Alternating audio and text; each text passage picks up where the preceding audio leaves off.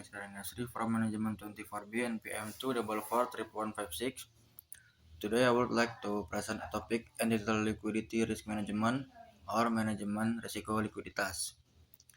Manajemen risiko likuiditas adalah proses mengidentifikasi, mengukur, memantau, dan mengendalikan risiko yang timbul akibat ketidakmampuan suatu organisasi atau perusahaan dalam memenuhi kewajiban keuangannya yang jatuh tempo.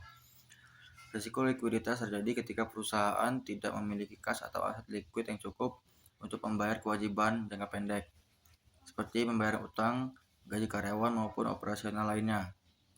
Oleh karena itu, manajemen risiko likuiditas menjadi sangat penting agar perusahaan dapat menjalankan aktivitas bisnis secara berkelanjutan.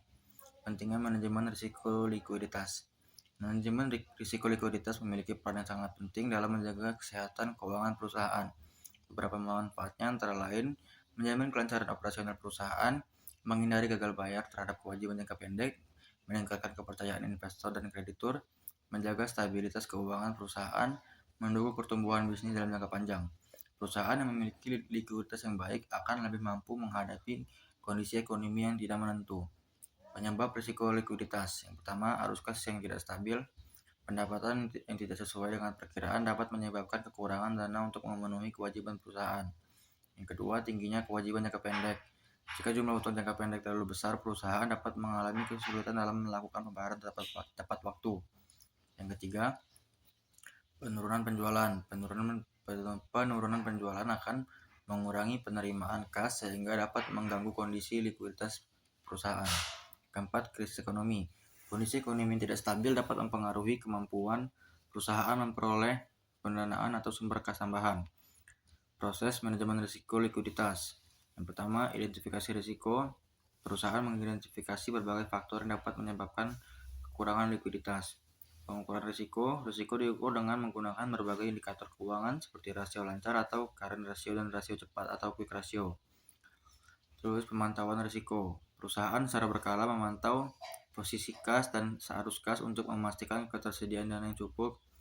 Selanjutnya, pengendalian risiko. Manajemen menyusun strategi untuk menjaga likuiditas seperti pengelolaan kas yang efektif dan penyediaan dana cadangan. Strategi mengelola risiko likuiditas. Menyusun perencanaan yang baik, menjaga saldo kas yang memadai, mengendalikan biaya operasional, diversifikasi sumber pendanaan, mempercepat penagihan piutang, menyiapkan dana darurat untuk kondisi tertentu. Dengan strategi tersebut, perusahaan dapat lebih siap menghadapi kemungkinan terjadinya kekurangan likuiditas.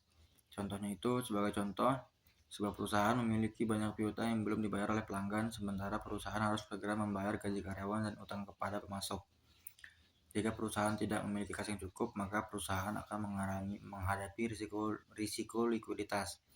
Kesimpulannya, dapat disimpulkan bahwa manajemen risiko likuiditas merupakan upaya yang dilakukan perusahaan untuk ketersediaan dana yang cukup dalam memenuhi kewajiban keuangan jangka pendek melalui identifikasi, pengukuran, pemantauan, dan pengendalian risiko yang tepat. Perusahaan dapat menjaga stabilitas keuangan serta mendukung keberlangsungan bisnis dalam jangka panjang. In conclusion, liquidity risk management is essential for maintaining a company's financial stability and ensuring that all short-term obligations can be fulfilled on time. By managing liquidity effectively, organization can reduce financial risk, maintain stakeholder confidence, and support sustainable business growth. Thank you for attention.